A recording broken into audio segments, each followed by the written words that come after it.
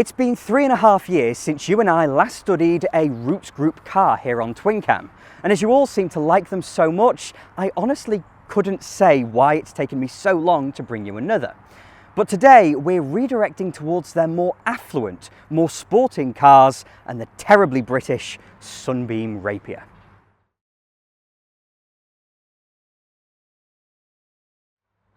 Before we get into it, this car is to be auctioned by Manor Park Classics. So if pillarless, fin-laden coupés are your thing, then please do follow the link in the description.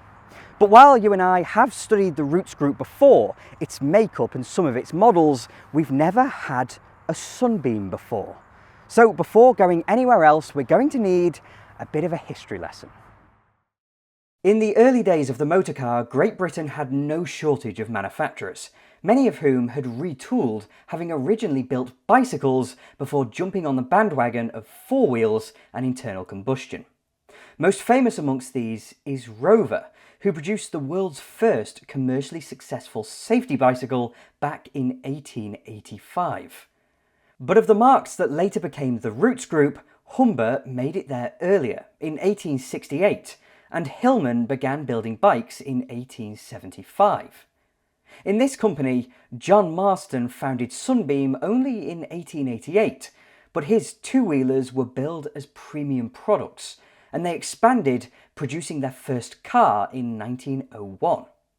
4 years later, the Sunbeam Motor Car Company would splinter away from the bicycles, and in 1909, a French chap named Louis Courtelin was appointed as managing director. Courtelin was a savvy businessman, but his interests lay in motorsport, and entering the 1920s, Sunbeam had an eye on land speed records and Grand Prix racing.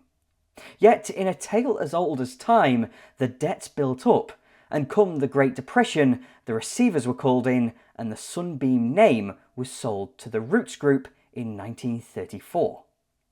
William and Reginald Roots began simply selling cars in 1913, but were keen on taking control of production themselves, so with some serious financial backing, they swallowed up an array of manufacturers, all of whom had been scuppered by the events of 1929.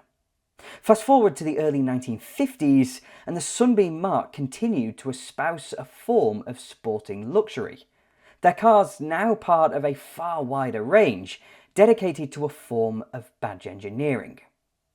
Hillman was the Roots Group's bread and butter, their mid-sized mainstream family car having been known as the Hillman Minx since 1931. Further up the range, Humber built luxury saloons, many of which were used by professionals, dignitaries and ministers, their mainstay becoming the Humber Hawk. This is the environment in which the Sunbeam marque, as well as others, had to find a role, with a mixture of exclusive models based on wider Roots mechanicals, plus Hillman-based saloons that were trimmed and priced to suit the name. The famous Sunbeam Alpine and V8-powered Sunbeam Tiger were a part of that first group, while our friend the Sunbeam Rapier was launched in 1955 as a luxurious two-door sporting coupe version of the then upcoming Hillman Minx. But unlike their forebears, both the Rapier and Minx were to appear more progressive and fashionable, throwing away the austerity of post-war British cars, embracing the excess of the United States. The early 1950s were quite restrained here in Great Britain. European economies were still recovering from the Second World War, and the UK was the biggest recipient of American martial aid. Put simply, people didn't have the disposable income required to go out and buy an upmarket two-door coupe, and the general stuffiness of post-war British cars characterises this economic plight. Come 1955, however, and rationing had ended. Consumerism was gradually returning to the fore, and a gentle sense of optimism was wafting over the British public. In creating their new mid-sized family cars, therefore, the Roots Group employed the help of Raymond Loewy, of Studebaker fame, to help guide them towards injecting British cars with just a little bit more flair. Known as the Audax cars, the Sunbeam Rapier is clearly from the same family as this Hillman Minx, and joining them both in 1956 would be the luxurious Singer Gazelle. But the name Audax is the key here. As though it was never placed on a car, it encapsulated their design direction, translating from Latin as bold. It's not exactly clear how much Raymond Loewy had to do with the Audax cars, as technically it was done in-house by Roots themselves. But Loewy's design firm was hired, at the very least, to set out the general shapes and contours. It's rather critical to the story, however, as Raymond Loewy was the man who made America. He was the father of industrial design, and even if you haven't come across his name, you have certainly interacted with some of his designs. Across his career, he must have had something to do with every corner of industry, touching everything from refrigerators to the interior of Concorde. He did ships, tractors, trains, toasters, motorcycles and cigarettes. This is the man who designed the packaging for Lucky Strike. He did the Tombstone-style toasters, redesigned the Coke bottle, created the livery for Air Force One and the Exxon logo. He designed the trains for the New York City subway. He created the USPS logo, did the interior for Skylab, NASA's first space station, the Chubb logo, and finally the Shell logo. Frankly, I don't know where he found the time, but when it comes to cars, he's best known for a range of Studebakers between the late 1930s and early 1960s, a time when they were some of the most progressive and eye-catching cars to grace American roads. Of course, Studebakers were never really available here in Britain, so to those around at the time, this whole school of automotive styling felt very fresh indeed, and was a hallmark of Roots Group cars throughout the 50s and 60s. Compared to the Austins, Fords, Morrises and Vauxhalls they competed with, Roots cars were ever so slightly left of field. Still absolutely mainstream, at least with Hillman badges, just perceived as being of a slightly higher quality, with thicker steel and having a very American, fashion-forward appearance.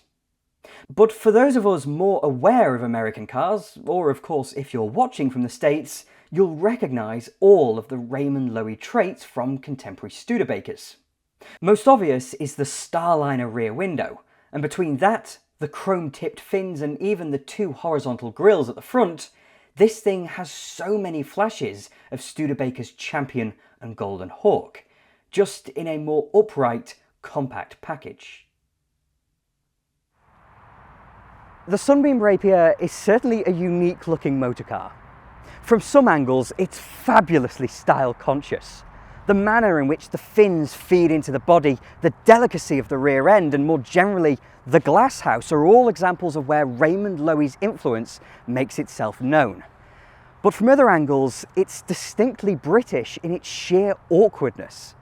It seems to me as though this car was designed only to be a Hillman Minx. And sure, the whole pillarless coupé thing is fabulously cool, but it does have a face that only a mother could love.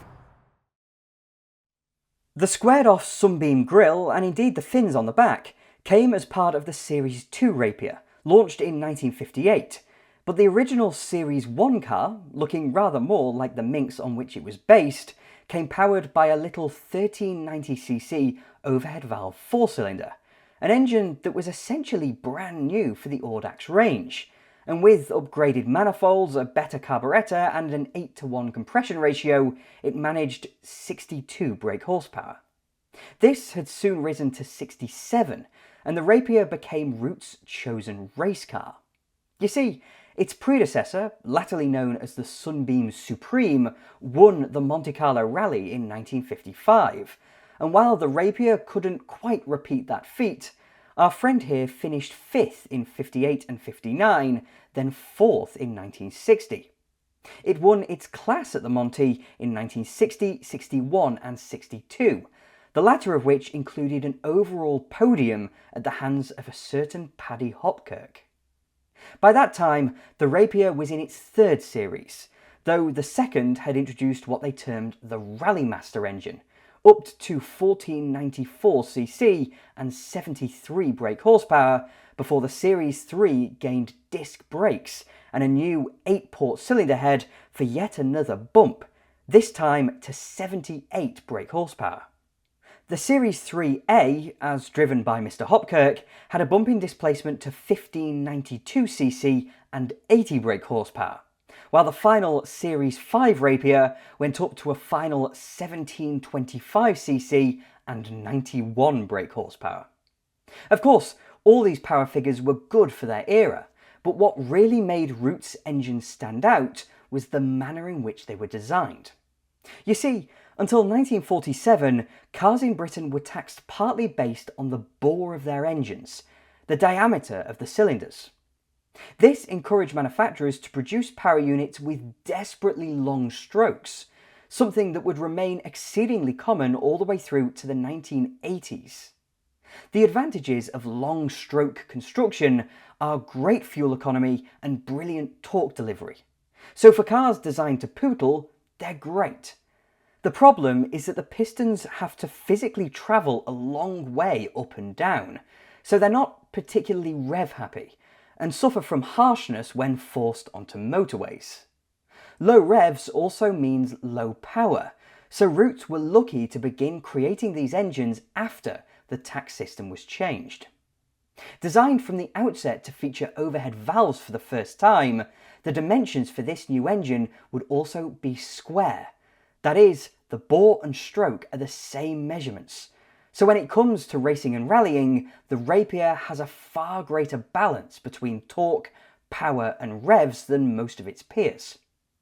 All this said, toughness was the Rapier's forte. As though it had flexibility, its power was rather swallowed by a pretty hefty curb weight and short, very 1950s gearing. We're left, however, with a stylish two-door coupe and a genuine dose of rally pedigree. This car, however, is a Series 4 Sunbeam Rapier, produced between 1963 and 1965, and in spite of the basic car now being 8 years old, Roots did not stop developing it. This car has a flatter bonnet, slimmer bumpers and a new boot lid, all to keep it from looking entirely like an antique. They also fitted a new carburettor to the engine, meaning a very healthy 85 brake horsepower from its 1592 cc's. But let's be really honest and recognise that this thing should not have still been in production. I mentioned earlier that Roots cars were often slightly left of field, and while they rarely innovated, they almost always built dependable, sensible and stylish cars. They were never Britain's most popular manufacturer, but they were right up there, yet come the early 1960s they were starting to hit some roadblocks. The Audax cars were due to be replaced in 1961 by this far cleaner, straighter and more modern shape. People's tastes were gradually turning towards larger family cars, so Roots engineered it to meet the market later dominated by the likes of the Ford Cortina. But they realised that in abandoning their existing market, they were leaving an open goal for the Wolseley 1500, Riley 1.5 and in coming years the Austin Morris 1100 and Vauxhall Viva. In the end, they opted to keep the Minx, Rapier and Gazelle in production, launching the new car as the Hillman Super Minx, Humber Scepter and Singer Vogue. To fill the bottom end of the market, defined by Austin Morris's Mini, they launched the rear-engined Hillman Imp, plus its Singer, Sunbeam and Commer counterparts, to be built at an all-new factory at Linwood in Scotland. The problem here is that the Imp was the exception to the dependable image of Roots Group cars, and in building a new plant, it was a fearsomely expensive enterprise. The Roots Group was now on its knees, and the Audax range of cars, already looking old hat, were forced to remain in production. They were finally replaced alongside the Super Minx in 1966 by the Arrow cars, most commonly sold as the Hillman Hunter, while the new Sunbeam Rapier Fastback came along the following year. In the end, our friend here was in production for 11 years, and as something so beholden to the stylistic trends of 1955, it aged poorly. Roots in general had missed out on the societal and stylistic changes of the early 60s, and comparing our car to the later Rapier, you can see how they skipped an entire generation of styling. The last of the old shape Rapiers, the Series 5, ran for 2 years, from 1965 to 1967, but in that time they shifted only 3,759 examples. And following the Rapier Fastback's debut, Ford brought us the Coupé. The market the Rapier had originally defined back in 1955 had just evolved way past it, and I'd even say that Roots badge engineering was a symbol of this shift. Much like BMC did with Austin, Morris, MG, Wolseley, Riley and Van den Plas, Roots employed their Hillman, Singer, Sunbeam and Humber marks to define exactly where in Britain's class structure you belonged. The problem is that this became stuffy by the 60s, and Ford, with their newfangled trim levels, applied the same thinking, just with a modicum of egalitarianism. The Roots Group could not weather this storm, and after Chrysler took a 30% share in 1964, the writing was on the wall. By the end of the decade, Roots had been merged with Simca to become Chrysler Europe, and in 1978 they were abandoned to PSA, becoming Talbot before that mark was dropped and everything that was became resigned to history. Through to 2006, many Peugeots were built at the old Roots factory at Brighton-on-Dunsmore, but after its closure, the Hillman and Sunbeam marks exist only as trademarks under the ownership of Stellantis. Above all else, I think the Rapier's biggest problem is simply how long they built it for. Back in 1955, a car like this, with its pillarless construction, with its expressive bodywork and eventually a bit of rally pedigree, was a very desirable thing. But in taking such a fashion-conscious, American-inspired approach, it aged quickly. And come the early 1960s, it had taken on a stuffiness that the Roots Group could not afford to pull away from. But you know, that's why I find it so interesting. Because classic cars are a product of the society, politics and ideals of their era, and as a piece of machinery, they are living artifacts. So with that, thank you very much for watching. If you enjoyed the video, then please do click like and subscribe to TwinCam as well. I'm forever indebted to my wonderful Patreon supporters, so if you would like to support me that way, then please do follow the link in the description. And I'll have more videos coming along soon.